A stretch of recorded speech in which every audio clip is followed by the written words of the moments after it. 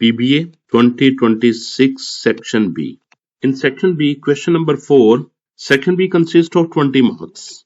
Question number 4, write an algorithm to input 3 numbers and print the smallest number. आपने क्या करना है, एक एल्गोरिथम लिखना है जिसमें 3 नंबर्स आपने यूजर से इनपुट लेने हैं और फिर उनमें से स्मॉलेस्ट नंबर को शो करना है. तो हम एल्गोरिथम स्टार्ट करते हैं. एल्गोरिथम का स्टेप 1 क्या होगा, स्टार्ट. हम स्टार्ट से इसको स्टार्ट करेंगे. Step number 2, input 3 numbers num1, num2, num3. आपने क्या कर लिया, आपने 3 नंबर्स ले लिए num1, num2 और num3 में. नेक्स्ट स्टेप में आप लिखेंगे if num1 less than equal to. ठीक है, मैंने इसको मैथमेटिकल में लिखा हुआ लेस देन इक्वल टू, आप इसको लेस देन इक्वल टू भी लिख सकते हैं, कोई इसमें कोई प्रॉब्लम नहीं है, जो मर्जी लिख सकते हैं. आप ऐसे भी लिख सकते हैं और लेस देन इक्वल भी लिख सकते हैं जैसे मैंने ये लिखा हुआ.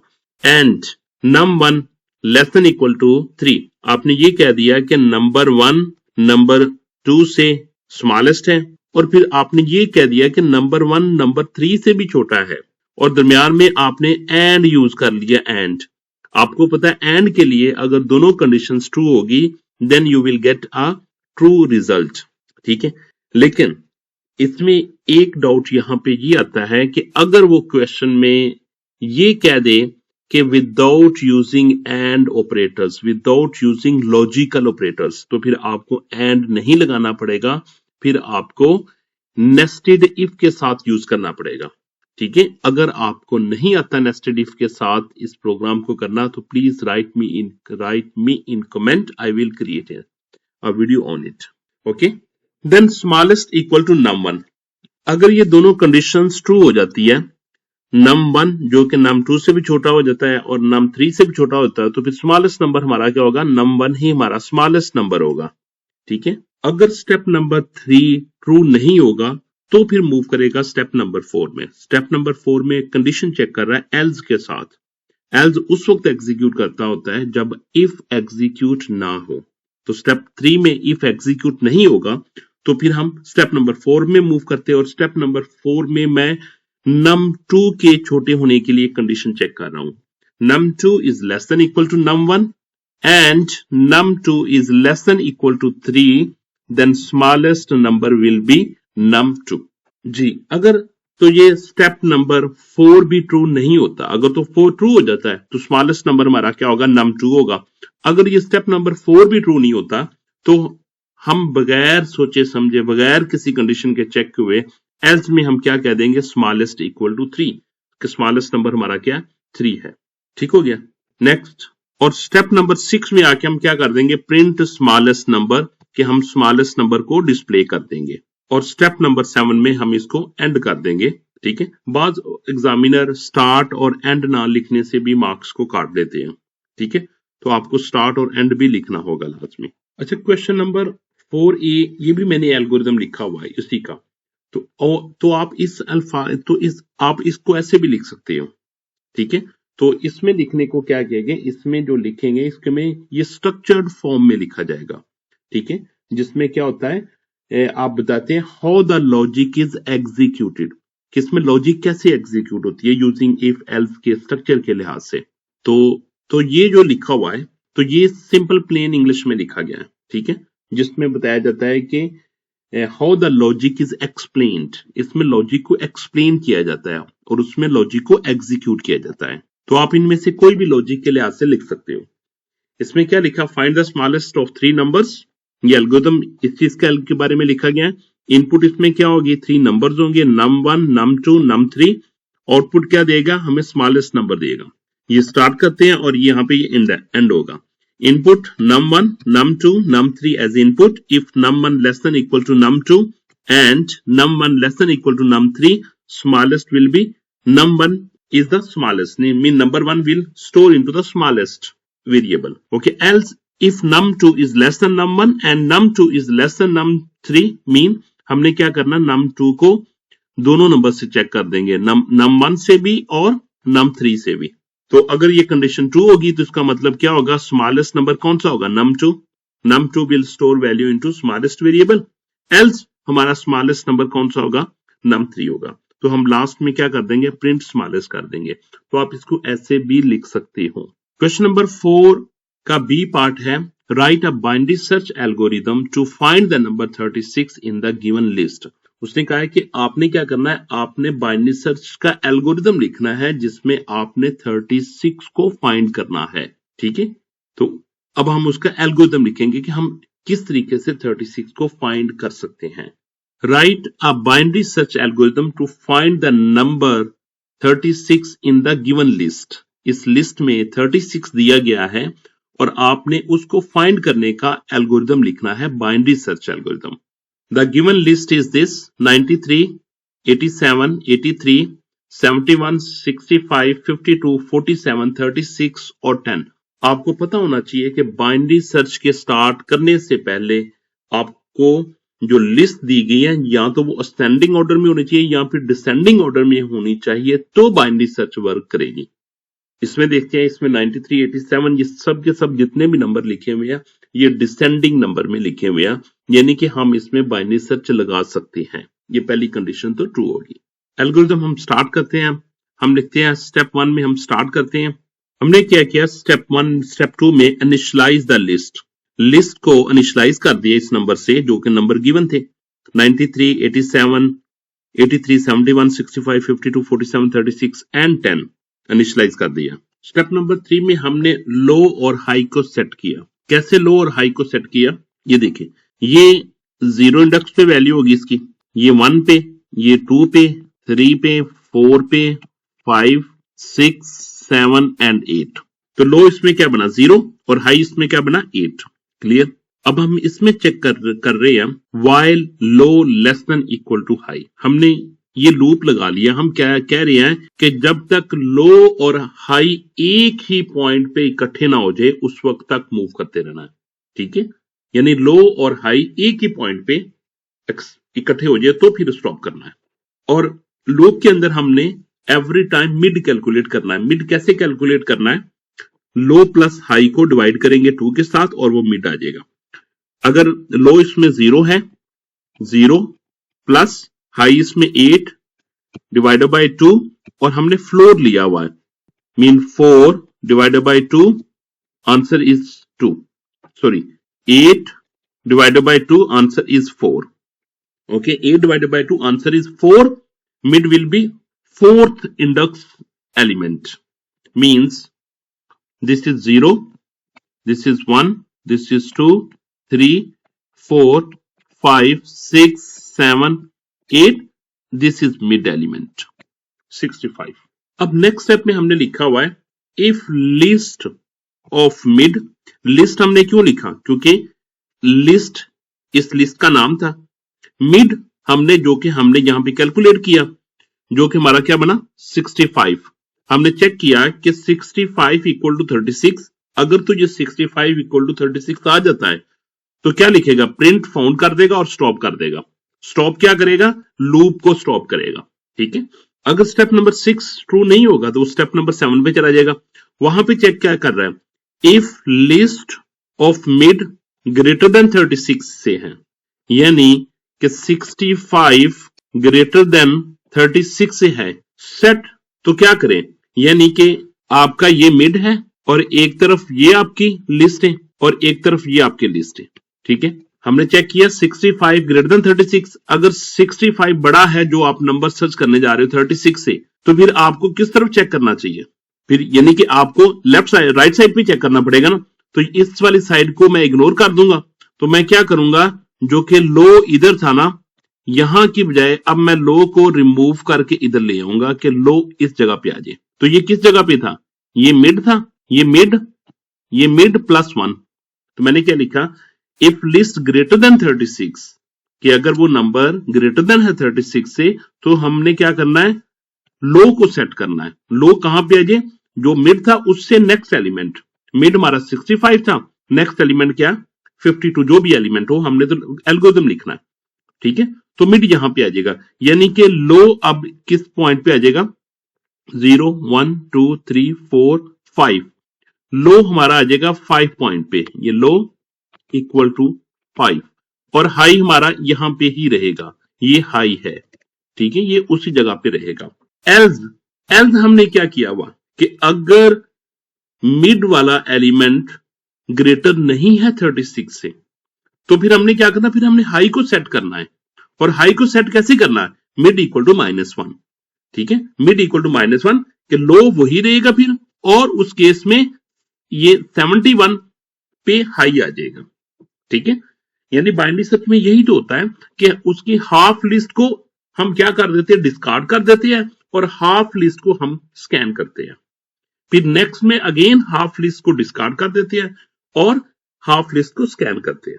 और क्योंकि ये लूप लगा हुआ है, ठीक है, अभी देखें लो 5 पे है और हाई किस पे है, हाई 8 पे है, तो लूप हमारा क्या लगा हुआ है, लूप हमने ये लगाया हुआ है कि while low less than equal to high, ठीक है।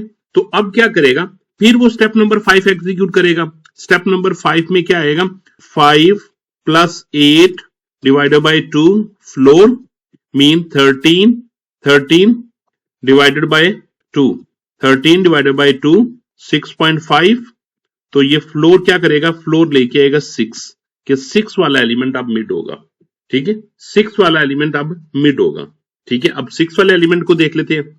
ये देखें, ये 0 पे था, ये 1 पे, 2 पे, 3 पे, 4, 5, 6, 7 और ये 8 पे था, ठीक है। अब वो देखेगा 47 देखेगा, अब मिड उसके पास क्या आएगा, 47 आया ना, तो अब देखेगा 47 इक्वल टू 36 है स्टेप नंबर 6 में, नहीं, तो वो देखेगा कि 47 is greater than 36, yes greater than 36 है ना, तो फिर क्या करेगा, फिर वो लो इधर आ जाएगा। अब क्या करेगा, अब लो इस पे ले आएगा, ये इसका लो बन जाएगा जो कि 7 है, और हाई उसका 8 पे रहेगा, हाई उसका 8 पे रहेगा, ठीक है। अब दोबारा फिर स्टेप नंबर 4 से हो क्या आएगा, लो 7 पे है और हाई 8 पे है, ये इक्वल नहीं हुए, तो लो फिर चलेगा, स्टेप नंबर 5 पे आ गया।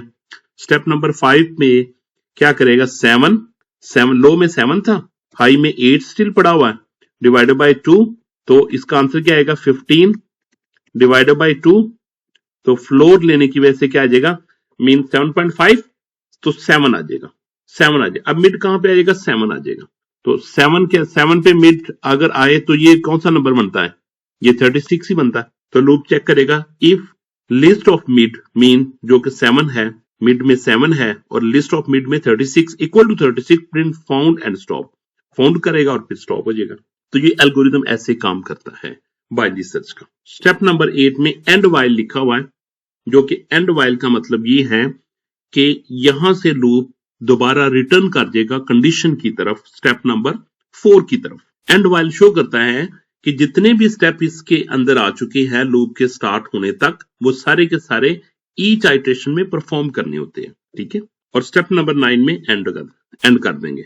तो ये एक कंप्लीट बाइनरी सर्च का मैंने आपको एल्गोरिथम लिख के दिखा दिया। ये मैं आपको कोड लिख के भी दिखा देता हूँ, पिछले प्रोग्राम का भी और बाइनरी सर्च का भी। मैं नंबर लिखा num1 num2 num3, same logic यहाँ पे मैंने लगाई, num1 को मैंने चेक किया num2 से और num3 से, फिर num2 को चेक किया मैंने num1 से और num2 से। अगर कोई भी मैच नहीं करता तो स्मॉलेस्ट नंबर क्या होगा, num3। मैं इसको रन करता हूँ, फाइल रन किया, first number, enter the first number 1 2 3, तो उसने क्या कह दिया, स्मॉलेस्ट नंबर 3 है।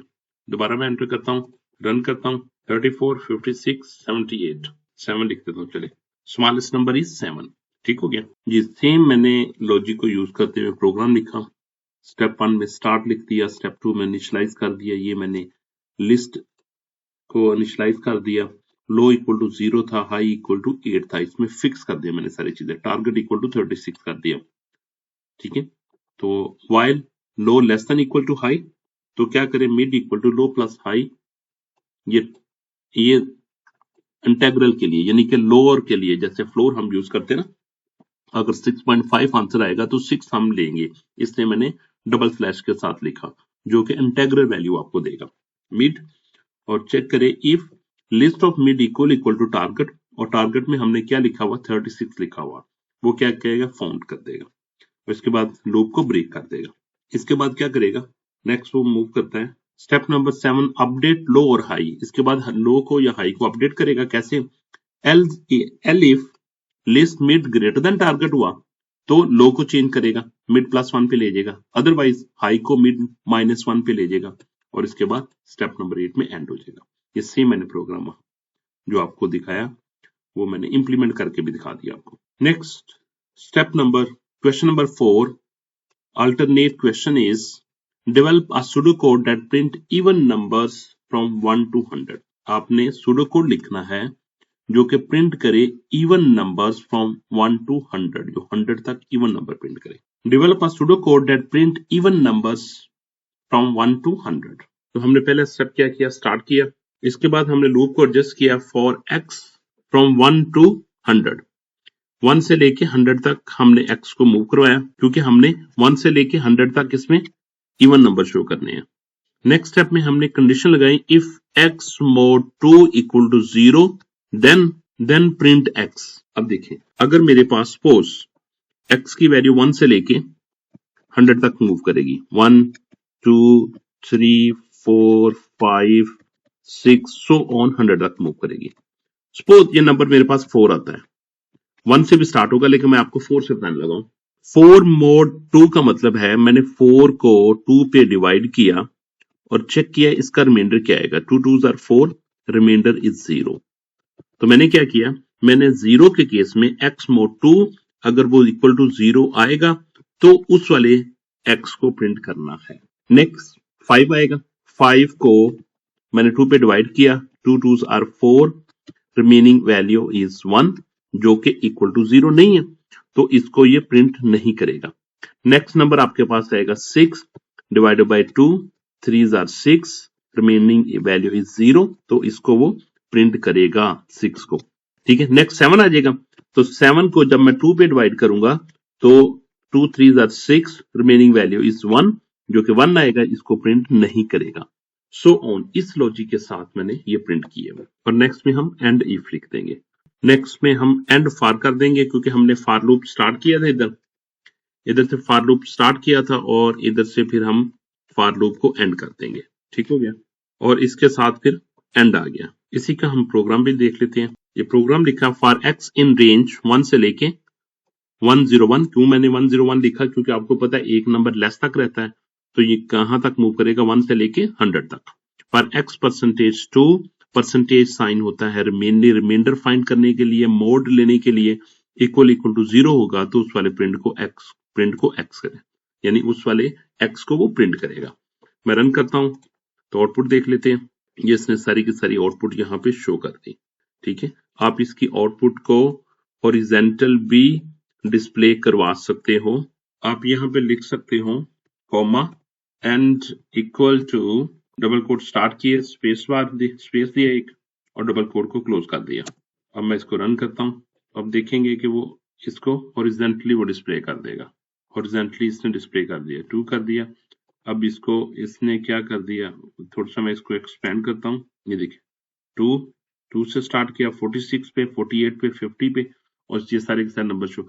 लास्ट में ये 90 था, ये 9 है और वो 0 इधर ले गया क्योंकि मैंने इस स्क्रीन को ना फुल में नहीं ओपन किया हुआ। अगर फुल ओपन करूंगा तो वो 90 उसके साथ आ जाएगा। 92, 94, 96, 98 और 100। Next question is draw a trace table for the given pseudocode. हमने स्टार्ट करेंगे, ये सूडोकोड दिया गया है, आपने इस सूडोकोड का ट्रेस टेबल लिखना होता है। ट्रेस टेबल में क्या लिखना होता है, ट्रेस टेबल में आपने वेरिएबल की एग्जीक्यूशन को शो करना होता है स्टेप बाय स्टेप। जी, ये मैंने सूडोकोड लिख दिया स्टेप 1 से लेकर स्टेप 8 तक जो कि दिया था। अब मैं इसका ट्रेस टेबल लिखने जा रहा हूं। What is a trace table? Trace table क्या होता है? ट्रेस टेबल एक्चुअली किसी भी प्रोग्राम में वेरिएबल की एग्जीक्यूशंस को शो करने के लिए यूज करते हैं। तो हम कह सकते हैं a trace table is a table used to track the values of variables step by step in a program. ये एक सूडोकोड दिया गया है, हमने इस सूडोकोड का ट्रेस टेबल लिखना है। तो आइए हम स्टार्ट करते हैं। सबसे पहले मैंने स्टार्ट किया स्टेप नंबर 1 से और साथ ही मैं वेरिएबल को ट्रेस करने जा रहा हूं in form of a table.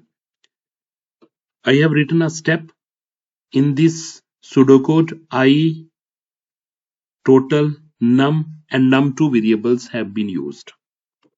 Step number 1 program start होगा। स्टेप नंबर 2 में क्या होगा, num1 के पास वैल्यू 3 आ जाएगी, और num2 के पास वैल्यू 4 आ जाएगी। ठीक है, तो ये स्टेप 2 कंप्लीट हो गया। We are moving to step number 3। In step number 3 total will get value 0. Okay, I have given a 0 value in place of a total cell in a table. Number 4 पे जाएंगे। 4 पे क्या लिखा? for I from 1 to num2 do।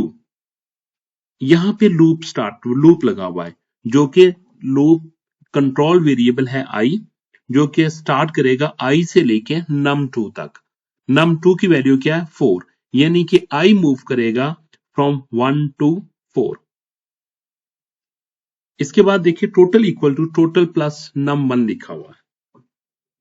Total में value क्या पड़ी हुई है? 0 और 3 कहां से आया? जो कि num की वैल्यू थी, num1 की वैल्यू 3 थी, तो इसलिए मैंने 0 + 3 लिखा। तो जब मैं इसको सॉल्व करूंगा तो आंसर मेरे पास क्या आ जाएगा? 3। टोटल के पास क्या आ जाएगा? 3 आ जाएगा। इसके बाद लाइन नंबर 6 में जाएगा। 6 में लिखा हुआ एंड फॉर के जितनी भी स्टेटमेंट्स थी फॉर लूप के अंदर वो एंड हो चुकी है, और यहां से इसने रिटर्न बैक करना है फॉर लूप की तरफ। ओके, अब क्या करेगा? स्टेप 1 का इंक्रीमेंट करेगा आई में, जो कि स्टेप नंबर 4 में हो रहा है। 1 का इंक्रीमेंट करेगा और आई की वैल्यू क्या हो जाएगी? आई की वैल्यू यहां पे 2 हो जाएगी। इसके बाद हम मूव करेंगे स्टेप नंबर 5 पे, और स्टेप नंबर 5 पे लिखा हुआ है 3 + 3, क्योंकि नम की वैल्यू स्टिल 3 है, नम में कोई चेंज नहीं आ रही, जबकि टोटल में प्रीवियस वैल्यू 3 पड़ी हुई थी। तो क्या आंसर आ जाएगा? 3 + 3 it will give you 6। Next it will move to the step number 6. Step number 6 says that return back to the loop, and now value of I will become 3, and then it will move to step number 5. In step number 5 it is written total equal to total plus num1. First they will evaluate from the right side is total plus num1, value of total is 6, num1 value is 3, 6 + 3 will become 9. Next, it will move to step number 6. End for means it will return back to the loop. Now value of I will become 4. That is the last value, because I have to move. I will move from 1 to 4, and this is the last step. Means this is the last value, last iteration of this loop. Because num2, it will move to num2, and num2 also contains value of 4. Next, it will move to line number 5. And line number 5 contains total plus num1, that is num9 + 3. 9 + 3 will give you 12, and then it will move to the line number 6, that is end for, and now it will not move to the return back to the loop, because I has reached at the last step, mean that is the 4th step. Next, it will move to print line number 7, that is print equal to total, and then they will show the value of total is 12. It will shows on the output screen, or you can take in other column as in output screen, and in that column you can write 12. After this it will goes to the end. Question number 5. Simplify the Boolean function f using the K-map, and also construct the logic circuit for the simplified expression. आपने क्या करना है? आपने के map के through इस expression को simplify करना है, और जो सिंप्लीफाइड रिजल्ट आएगा एक्सप्रेशन का, उसका आपने लॉजिक सर्किट बनाना है। Now we are going to construct a K map. This is the given expression f equal to, next expression has been written here as given in the PBA. तो इसमें क्योंकि 3 variable use हुए ना, a b c, तो मैंने input क्या लिखी? 3, 2 raised power 3 equal to 8. तो 8 इसके कॉम्बिनेशंस बनेंगे। 2 क्यों होते हैं? क्योंकि आपको पता 0 और 1 होता है, ऑन होता है और ऑफ होता है, इसलिए 2 इसके मैक्सिमम मोड होते हैं। तो इसके लिहाज से क्योंकि 8 कॉम्बिनेशन बनेंगे, तो इसलिए मैंने क्या कर लिया? मैंने 8 सेल बना लिए एक टेबल में। तो इस टेबल को अब हमने वैल्यू साइन करनी। वैल्यू हम साइन करेंगे 0 और 1 के लिए, रो में 0 और 1। फिर इसके बाद कॉलम में आएगा 0। एक्चुअली ये होता है 0, 1, 3 एंड 2 होता है। ये 0 1 2 3 क्यों नहीं होता? क्योंकि हम इसमें नंबरिंग असाइन कर रहे होते हैं, वो ग्रे कोड के लिहाज से कर रहे होते हैं। अगर 2 का ग्रे कोड लिखेंगे तो वो 3 ही आएगा। ठीक है, तो यहां पे मैंने 0 साइन कर दिया, फिर यहां पे मैंने 1 साइन कर दिया 0 1 के लिहाज से, फिर यहां से मैंने 3 साइन कर दिया जो कि बाइनरी नंबर 1 1 होता है, और यहां पे मैंने 2 साइन कर दिया 1 0। अब इसके बाद मैंने क्या करता हूं, मैं कॉलम की वैल्यू यहां पे लिख दी सेल में।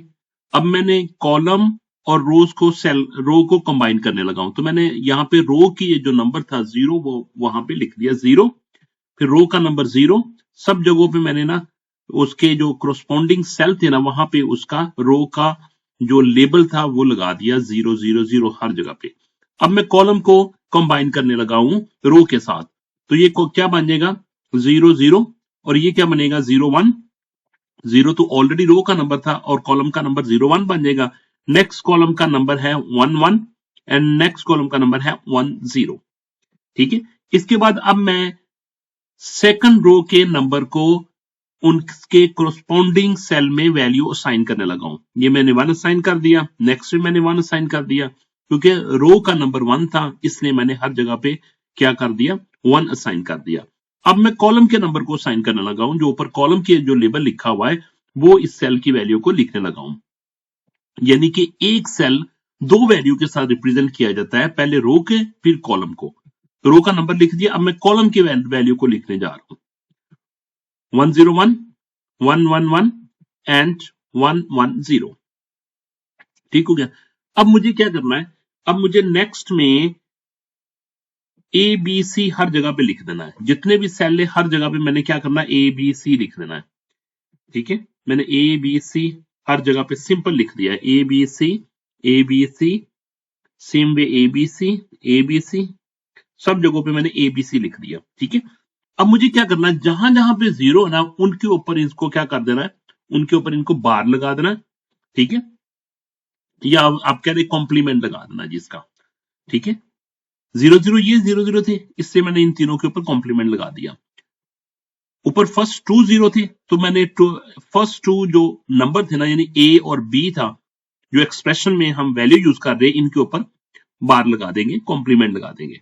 नेक्स्ट 0 ये 0 था, और इसके बाद मैंने यहां पे क्या कर दिया कॉम्प्लीमेंट लगा दिया ए के ऊपर।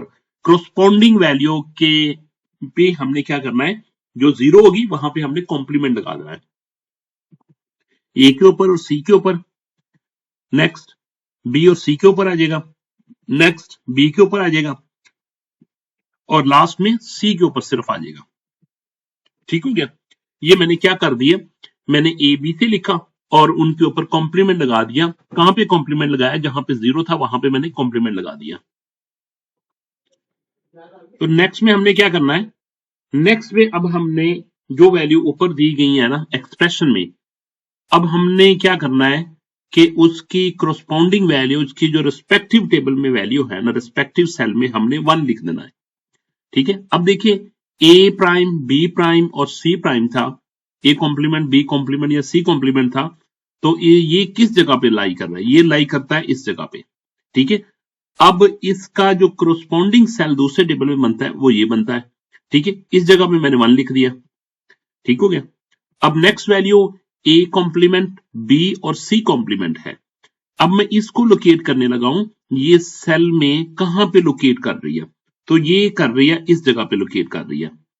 ठीक है, तो अब इस सेल के वैल्यू को मैं देखूंगा कि जो नेक्स्ट जो राइट साइड पे मैंने कॉलम बनाया और टेबल बनाया हुआ है उसके कोरोस्पोंडिंग सेल पे मैं वहां पे 1 लिख दूंगा। इस जगह पे क्या आ जाएगा 1 आ जाएगा, तो यहां पे मैंने 1 लिख दिया। नेक्स्ट वैल्यू है ए बी कॉम्प्लीमेंट और सी कॉम्प्लीमेंट, तो यहां पे मैंने क्या करना है, तो देखूंगा कि ये वैल्यू टेबल में किस जगह पे लोकेट कर रही है, तो इसकी पोजीशन ये बन रही है। ठीक है, तो अब इसके कोरोस्पोंडिंग सेल में मैं 1 लिख दूंगा, ये मैंने 1 लिख दिया। ठीक है, फिर नेक्स्ट वैल्यू है ए बी प्राइम सी, तो मैं देखूंगा कि ये वैल्यू कहां पे लोकेट कर रही है, तो ये इस जगह पे लोकेट कर रही है। अब इसके बाद देखूंगा कि मैंने इस जगह पे जाके दूसरे सेल में मैंने 1 लिख देना है, तो ये इस जगह पे मैं 1 लिखने लगा हूं, मैंने 1 लिख दिया। अब नेक्स्ट वैल्यू मेरे पास एक्सप्रेशन में वैल्यू है ए बी सी प्राइम, तो अब मैं इसको लोकेट करूंगा कि टेबल में किस पोजीशन पे किस सेल में ये लोकेट कर रही है। तो यहाँ पे ये कहाँ पे मिल रही है, ये ए बी सी प्राइम यहाँ पे आ रहा है। तो इसके बाद मैं इस पोजीशन पे उसके कोरस्पॉन्डिंग सेल में जाके 1 लिख दूंगा। ठीक हो गया। नेक्स्ट वैल्यू है ए बी सी, तो ये कहाँ पे लोकेट कर रही है, ए बी सी, तो ये लोकेट हो रहा है जी सेल के इस जगह पे ए बी सी में। ठीक है, तो अब मैं यहां पे जाके 1 लिख देता हूं, इस जगह पे मैं 1 लिखने लगा, ये मैंने 1 लिख दिया। Last value A complement B और सी है, ये कहां पे लोकेट कर रही है, ये लोकेट कर रही है जी इसके इस वाली पोजीशन पे, ए कॉम्प्लीमेंट बी सी पे। तो यहां पे मैं 1 लिख दूंगा। तो मैंने इस पोजीशन पे क्या लिख दिया, 1 लिख दिया। अब मुझे क्या करना, अब मुझे इनके ग्रुप बनाने हैं। मैक्सिमम ग्रुप मैं कितने का बना सकता हूं, 8 का ग्रुप बना सकता हूं। ठीक है, या फिर मैं 4 का बना सकता हूं, या मैं 2 का बना सकता हूं। अगर नहीं बन रहा होगा, जो अकेला होगा उसको भी मुझे लिखना पड़ेगा। तो मैं अब मैक्सिमम के ग्रुप बनाने लगा हूं। तो देखिए ग्रुप कैसे बनाता हूं मैं। एक ग्रुप तो मैंने ये बना लिया, एक ग्रुप मेरा ये बन जाएगा, 4 का ग्रुप बना दिया। ठीक है, मैक्सिमम में ये बना सकता था। और दूसरा ग्रुप मैंने ये बना दिया। अब देखिए इन ग्रुप में जो मैंने ग्रुप बनाया हुआ, तो इसमें देखिए कॉमन वैल्यू कौन सी है, ए है, बी है, या सी, या कोई भी कॉम्प्लीमेंट आ रहा है। ठीक है, इसमें देखा जाए तो ए सब में ए कॉमन है। ठीक है, तो मुझे रिजल्ट में क्या लिखना पड़ेगा, मुझे लिखना पड़ेगा एफ इक्वल टू ए। इस ग्रुप का रिजल्ट क्या आएगा, एफ इक्वल टू ए, क्योंकि देखिए सब में कॉमन वैल्यू जो है वो लिखनी है ग्रुप की। ठीक है, अब मैं दूसरा लिख रहा हूं, ये दूसरा ग्रुप मैंने इसको बना लिया। जो मैंने पहले बनाया हुआ ना उसको भी, उसमें से भी ले सकते हैं। ये देखिए जो लास्ट वाले 2 1 थे ना, ये मैंने पहले भी एक्सेल लिख दे, लेकिन इसके साथ भी मैं ले सकता हूं। ठीक है, तो अब इसमें देखूंगा कि इस सेल में कॉमन वैल्यू कौन सी है। कॉमन वैल्यू देखिए ए प्राइम कॉमन वैल्यू नहीं है, बी इसमें कॉमन वैल्यू है, बी इसमें कॉमन वैल्यू। तो मैं रिजल्ट क्या लिखूंगा, F equal to A plus B. अब देखिए नेक्स्ट ग्रुप, एक जो 1 रहता है टॉप लेफ्ट में, इसके लिए मुझे क्या करना पड़ेगा, एक, अब देखिए मैं इसको फोल्डिंग के थ्रू भी ग्रुप बना सकता हूं। आप रो वाइज भी फोल्ड कर सकते हो और कॉलम वाइज भी फोल्ड कर सकते हो। अगर मैं इसको फोल्ड करूंगा इसके साथ, तो ये एक ग्रुप बन जाएगा। ठीक है, अब मुझे देखना है कि इनमें कॉमन कौन सा है, इसमें कॉमन देखना है और इसमें कॉमन देखना है। ठीक है, अब इस सब में कॉमन क्या आ रहा है, इनमें कॉमन आ रहा है जो मैंने येलो के साथ सर्कल किए हुए, सी प्राइम सिर्फ कॉमन आ रहा है, सी प्राइम। तो मेरा रिजल्ट वैल्यू क्या आ जाएगा, A F equal to A plus B plus C prime. तो यहां पे सी प्राइम आ जाएगा, F equal to A plus B plus C prime. तो अब मैंने क्या करना है, अब मैंने इसका लॉजिक सर्किट बनाना है। ठीक है, जो मैंने सिंप्लीफाइड एक्सप्रेशन लिखा उसका लॉजिक सर्किट बनाने लगा हूं। तो ये सिंप्लीफाइड एक्सप्रेशन मेरे पास है, F equal to A plus B plus C complement. तो मैंने क्या किया, सबसे पहले ए की इनपुट लिखी, फिर बी की इनपुट लिखूंगा, फिर सी की इनपुट लिखूंगा, लेकिन कॉम्प्लीमेंट के साथ। कॉम्प्लीमेंट की वजह से मैंने नोट गेट लगा दिया यहाँ पे, और इसके बाद सबके प्लस हो रहा तो मैं यहाँ पे और गेट लगा दूंगा, और गेट के बाद मुझे रिजल्ट मिल जाएगा, that is F equal to A plus B plus C complement. तो ये एक लॉजिक सर्किट है। Question number 6a. Write a Python code to generate a data set with two variables where y equal to 3x plus 4 and plot a line chart. आपने line chart draw करना है और box plot draw करना है, और आपने कौन सा लिखना है, y equal to 3x plus 4, y equal to 3x plus 4, y equal to 3x plus 4। तो हमने क्या करना है, ये देखें, हमने x की वैल्यू यहां पे क्या कर देनी है, फिक्स कर देते हैं 1 2 3 4 सो ऑन 10 तक। ठीक है, और y की वैल्यू हम इधर से कैलकुलेट करेंगे, y equal to 3 times 1 plus 4, y equal to 7। ठीक है, जब हम x की वैल्यू 2 लेंगे, 3 raise power 2 plus 4 means 6 plus 4 10। Next 13 आ जाएगा, देखते हैं हम, 3 raise power 3 multiply by 3 9 plus 4 mean 9 plus 4 13. Okay, तो यहाँ पे क्या आएगा 7 10, फिर उसके बाद 13 13 plus 4 13 plus 3, तीन तीन का इंक्रीमेंट हो रहा ना, 13 plus 3 क्या आ जाएगा 16, सो ऑन मूव करता जाएगा। ठीक है, तो हमने इसका प्रोग्राम लिखना है, ये तो मैंने जस्ट आपको लॉजिक बताई ना, हमने इसका प्रोग्राम लिखना है और उसको ड्रा करना है। Write a Python code to generate a data set with the two variables y equal to 3x plus 4 and plot a line chart and a box plot. सबसे पहले हमने क्या किया, इंपोर्ट किया matplotlib.pyplot as plt। ये graph को, कोई भी ग्राफ ड्रा करने के लिए ये हमारे पास बिल्ट इन लाइब्रेरी होती है, इसको हमें लाजमी इंपोर्ट करना पड़ेगा, अदरवाइज हम ग्राफ ड्रा नहीं कर सकते। और इसके बाद मैंने x की वैल्यू ले ली, x की वैल्यू मैंने 1 से लेकर 10 तक ले ली। ठीक है, x 1 2 3 4 5 6 7 8 9 10 तक, ये मैंने वैल्यू ले ली x में लिस्ट ले ली एक। और उसके बाद मैंने y equal to empty list से स्टार्ट किया। फॉर वैल्यू इन x, ये जो वैल्यू है इन x, x क्या है लिस्ट का नाम, ये लिस्ट का नाम है x। ठीक है, तो ये अपेंड करती जाएगी y क्या है लिस्ट, एम्प्टी लिस्ट, अपेंड क्या करती जाएगी 3 को मल्टीप्लाई करेगा वैल्यू के साथ, और वैल्यू में पहले क्या आएगा, पहले 1 आएगा। ठीक है, प्लस 4 कर देगा, फिर वैल्यू में 2 आएगा, प्लस 4 कर देगा, फिर वैल्यू में 3 आएगा, तो सो ऑन 3 टाइम्स 10 प्लस 4। इसका आंसर क्या आ जाएगा 3 प्लस 4 7, 6 प्लस 4 10, 9 प्लस 4 13, 30 प्लस 4 34। तो इस तरीके से ये आंसर देते जाएगा। ठीक है, ये मैंने कोड लिखा हुआ है, पाइथन कोड। नेक्स्ट मूव करते हैं। अब मैंने चार्ट को शो करना है। ये मैंने PLT यूज किया, PLT मैंने इसलिए यूज किया क्योंकि मैंने एलियस क्रिएट किया था, जो कि लाइब्रेरी होती है ग्राफ को ड्रा करने के लिए, उसका एलियस। प्लॉट x और y, ये x की वैल्यू x जिसमें 1 2 3 4 5 पड़ा हुआ था, और y भी लिस्ट है। ये x भी एक मेरे पास लिस्ट है और y भी मेरे पास लिस्ट है, जो कि मैं आपको प्रीवियस शो करवा चुका हूं। ठीक है, plt.x लेबल, जो x लेबल में ये x वैल्यू लिखेगा, y लेबल में ये y की वैल्यू लिखूंगा, और टाइटल इसमें क्या लिखेगा, line chart of y equal to 3x plus 4, और इसके बाद क्या कर देगा, ये ग्राफ को शो कर देगा। और इसके बाद मुझे बॉक्स को ड्रा करना है, plt.boxplotY, y का मुझे बॉक्स प्लॉट ड्रा करना है y की वैल्यू का। y लेबल क्या आएगा, plt.y लेबल में y वैल्यूज आ जाएगा, और टाइटल इसका आएगा box plot of y values, और plt.show, और इसको शो करवाने के लिए। और यहाँ पे मैंने फाइनल और कंप्लीट प्रोग्राम भी आपको शो करवा दिया। PLT ये था जो कि मैंने आपको बता रहा हूँ, ये हर जगह पे PLT यूज होगा, यहाँ पे PLT, यहाँ पे PLT, ये सेम नेम यूज हो रहा है। अगर आपने कोई वहां पे कोई और नाम रखा हुआ तो आप वही नाम यूज करेंगे। ठीक है, ये x है जो कि मैंने इनिशियलाइज कर दिया 1 2 3 4 5, y इसमें एम्प्टी था, y ये कैलकुलेट करेगा इसके लूप से, जैसे मैंने आपको प्रीवियस बताया हुआ। ठीक है, और ये लेबल शो करेंगे, ये y का लेबल शो करेगा, ये उसका टाइटल शो करेगा, और ये लाइन plt.show ग्राफ को इटसेल्फ शो करेगी।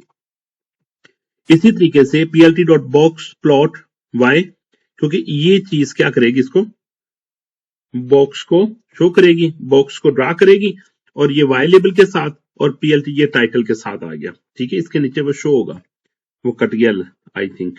इसने क्या कर दिया, ये देखिए इसने लाइन ड्रा कर दी, ये x वैल्यू लिख दी, ये x लेबल था, ये y लेबल था, जो आप x लेबल में लिखेंगे x की वैल्यू शो कर देगा, ये y की वैल्यू शो कर देगा। x की वैल्यू 1 से स्टार्ट हो रही है, 10 तक मूव करते जा रही है। ठीक है, अगर 2 पे देखें, 2 पे ये वैल्यू आ जाएगी, 2 पे तकरीबन 9 बनेगा। ठीक है, ये ऐसे मूव करता जाएगा। ठीक हो गया, ये चार्ट ड्रा कर दिया मैंने, line chart of y equal to 3x plus 4 का। और ये नेक्स्ट मैंने बॉक्स प्लॉट ड्रा कर दिया। बॉक्स प्लॉट में क्या चीजें शो करवानी होती है हमने, ये देखिए y वैल्यूज 10 20, ये y की वैल्यू शो करवा रही है। किसकी वैल्यू शो हो रही है, y की वैल्यू शो हो रही है। इसमें हमने शो करवाना होता है, ये नंबर शो कर रहा होता है मिनिमम वैल्यू को, ये इसकी मिनिमम वैल्यू को शो कर रहा है। ठीक है, मिनिमम वैल्यू इसकी ये थी। ठीक है, और मैक्सिमम वैल्यू ये इसकी मैक्स वैल्यू को शो कर रहा होता है, मैक्स वैल्यू को। और बॉक्स प्लॉट में ये जो मिडल होते हैं, ये इसकी मिडल की वैल्यू को शो कर रहा होता है, मिड को शो कर रहा होता है, मिड को। और ये Q1 को शो कर रहा होता है, क्वार्टाइल 1 को। जो कि 25% होता है, क्वार्टाइल 1 जो कि 25% होता है, मिड उसका 50% होता है, और ये Q3 को शो कर रहा होता है, Q3 को जो कि इसका 75% होता है। ठीक हो गया, ये बॉक्स की रिप्रेजेंटेशन, ये मिनिमम वैल्यू इसमें ये थी, मैक्सिमम वैल्यू इसकी में ये थी, मिड वैल्यू यहाँ पे ये कर लाई कर रही है। ठीक है, Q3 इसका यहाँ पे मूव कर रहा है और Q1 इसका यहाँ पे आ रहा है। अब मैं आपको इसका प्रोग्राम भी दिखाता हूँ। ये देखिए मैंने कोड लिखा हुआ, same import matplot lib.pyplot as plot, x की वैल्यू इनिशियलाइज की, y की वैल्यू को एम्प्टी रखा, फॉर वैल्यू इन x यहाँ पे मैंने इसको अपेंड कर दिया 3 टाइम्स वैल्यू प्लस 4 के साथ, फिर मैंने x और y को शो किया, x की वैल्यू लेबल लिखा, y का लेबल लिखा, टाइटल लिखा और प्लॉट को शो कर दिया, इसको ग्राफ को शो कर दिया।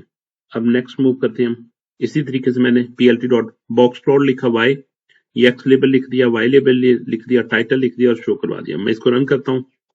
जब मैं रन किया तो मुझे एरर दे रहा है, वो कह रहा है कि नो मॉड्यूल नेम मैटप्लॉटलिब, क्योंकि ये लाइब्रेरी मैंने इंस्टॉल नहीं की। अभी मैं इंस्टॉल करूंगा फिर आपको रन करके दिखाता हूँ। ये देखिए मैं इंस्टॉलेशन स्टार्ट कर ली, जो वो लाइब्रेरी मिसिंग थी वो मैंने इंस्टॉल कर रहा हूँ और ये इसने कंप्लीट इंस्टॉल कर दी। ये पार्ट नहीं इसका, जस्ट मैं आपकी इंफॉर्मेशन के लिए बता रहा हूँ।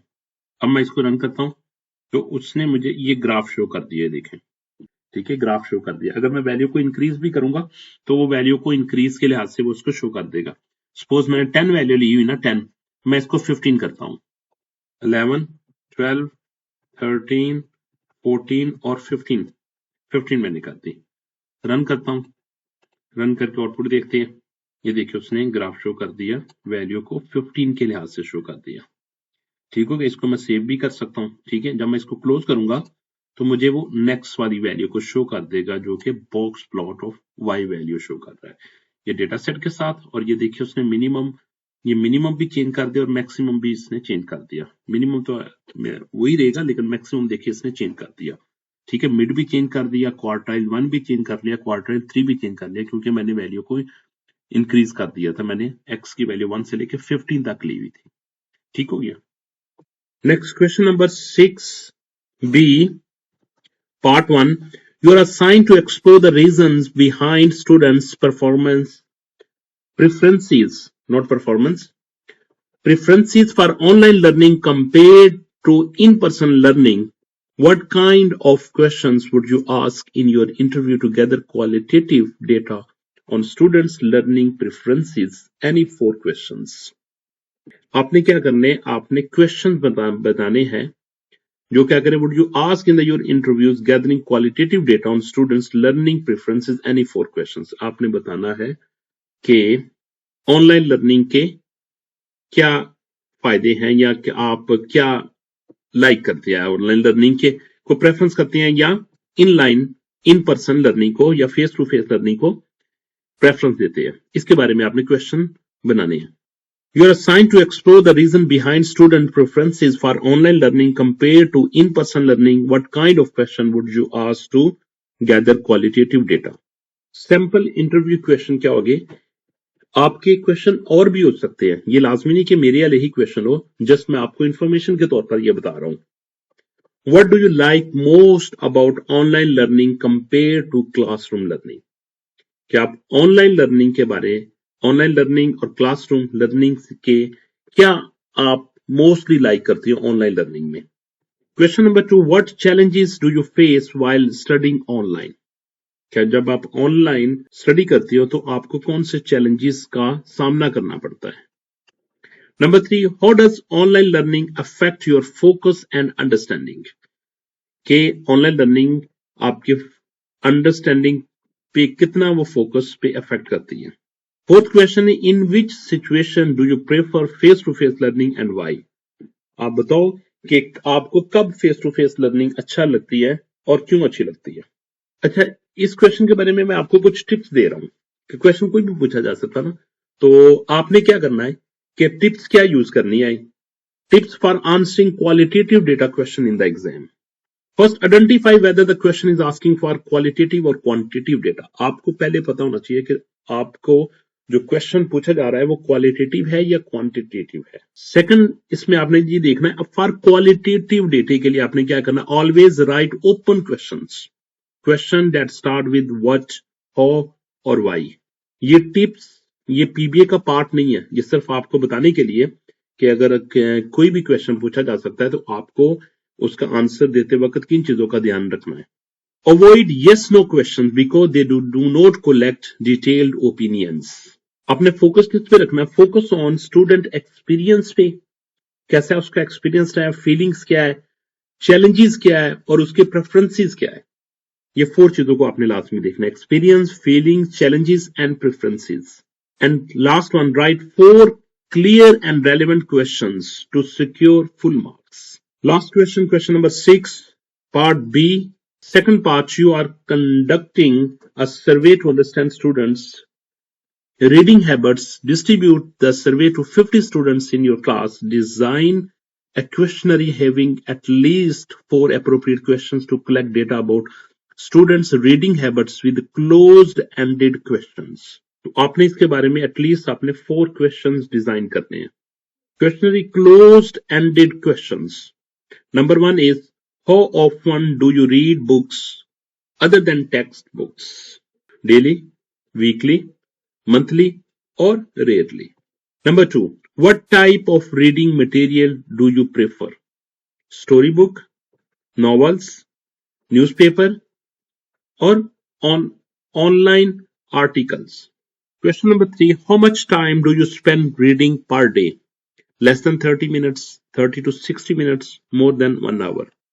And the last question, do you prefer printed or digital reading material? Printed or digital? You should give answer according to that one. Your task is to design these four questions. This type of question you can design. This is just only as an example. And the last, thank you for watching. If you found this lesson helpful, please like, share and subscribe. Best of luck in your exam. Thank you so much. If you have any doubt, you can write me in comment.